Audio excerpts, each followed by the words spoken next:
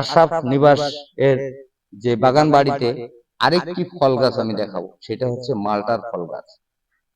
এখানে প্রায় শতাধিক মালটার গাছ আছে। যে মালটা, দেশীয় মালটা আপনারা দেখতে পাচ্ছেন।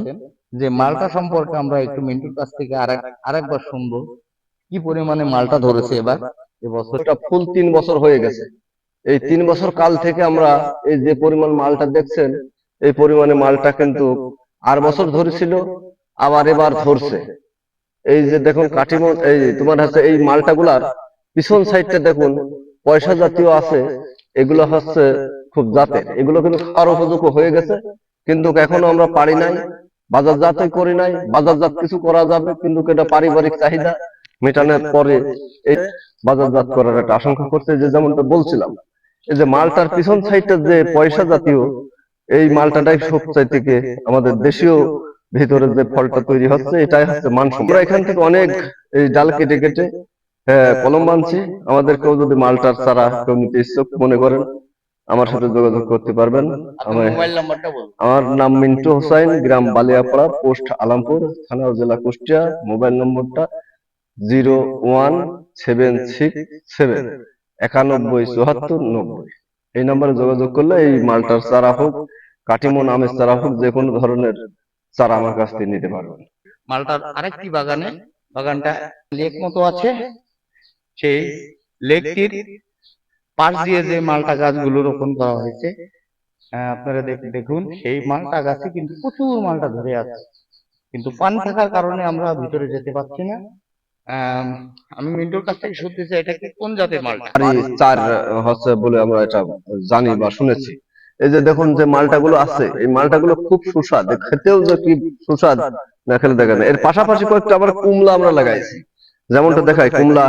এই যে কুমলা, এই যে এই কুমলা গুলো আমরা মনে করছি যে খুবই ভালো। হ্যাঁ, জি জি জি, এটা কমলার গাছ। এই যে দেখুন কুমলা, অরিজিনাল যে কুমলা আমাদের দেশে হচ্ছে, এখন শুনছি যে এটা খুবই উন্নত জাতের। তাই আমরা পরীক্ষামূলক ভাবে লাগাই, 3 বছরের মাথায় আমরা ফল পেয়েছি, অনেকগুলা ফল। এই যে দেখুন, এই যে কুমলা, এখন আমি মনে করি এটাও আমাদের খুব একটা সুফল এনে দেবে বলে আমরা মনে করি। লাল হবে না এরকম? হ্যাঁ, একটা লাল টকটকে হয়ে যাবে। এর আগে একটা ফল হয়েছিল, 2-3টা ফল ধরেছিল, কিন্তু সেই ফলগুলো খুবই সুস্বাদ বা খুবই একদম খাওয়ার মতো আকর্ষণীয়। অনেক ভারী। আমি হাত দিয়ে উঁচু করে দেখছি, এটা অনেক ভারী আছে। এরকম অনেক গাছ আছে, আরো কিছু গাছ আছে, সেগুলো আমি দেখাচ্ছি, সমস্যা নাই।